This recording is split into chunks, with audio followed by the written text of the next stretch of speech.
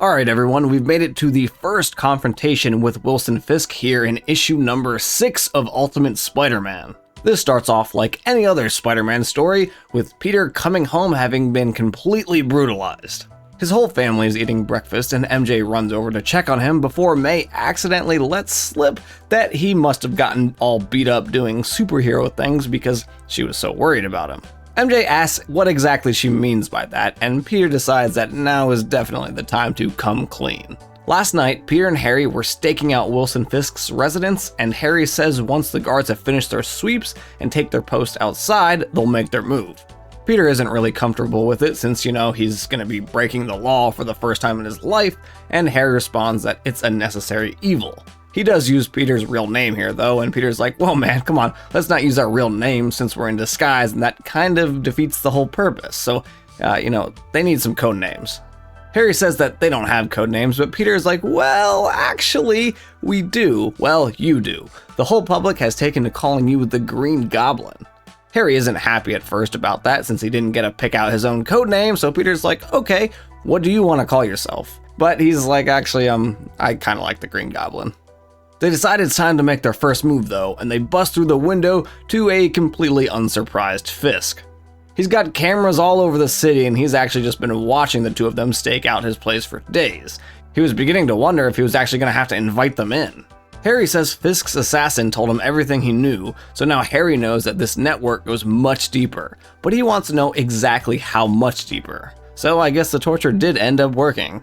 Something Peter definitely did not know about and has some serious reservations about. But before Peter can figure out exactly what's happening, his spider senses go off. Fisk says that assassin wasn't really his guy, and if he wants something done right, he's gotta do it himself. He throws the whole liquor cabinet at Harry, and Peter's like, dude, you would have killed him if not for that suit, and Kingpin is like, yeah, that was kind of the idea. Harry throws an orb that blows up around him, revealing the exoskeleton that was implanted in him, giving him an obscene amount of strength.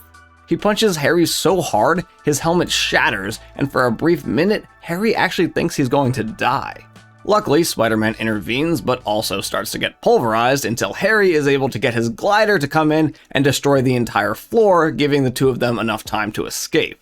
So back at breakfast, Peter apologizes for keeping the secret from his family, and they're actually taking it decently well. MJ asks if they're safe, to which Peter believes that they are because they have, secret identities and no one knew it was them, and his son just wants to know more, but Peter ends up sending them off and says, yeah, we'll talk about it later. Right now I need to talk to MJ. He really wants to see if MJ is mad at him or how mad she is, but actually in private, MJ says that she's not actually mad. She's a little bit scared and a little bit impressed, but mostly she's proud of him. He then asks if she wants to see the suit, which she really does, and a little sexual tension builds between the two, and eventually he persuades MJ to come up with a good code name for him, to which she's like, you silly boy, isn't it obvious?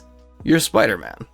And that is going to wrap up issue number 6. His whole family is now in on his secret life, and Harry had a moment where he got completely humbled.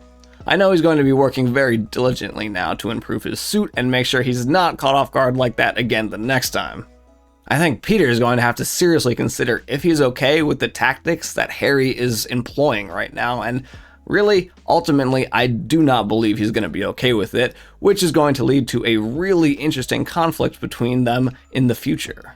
I am absolutely loving this series so far though, and I cannot wait to see where it goes next. Let me know down in the comments what your thoughts are and theories. I'm Keegs, and I'll catch y'all next time for some more Spider-Man content.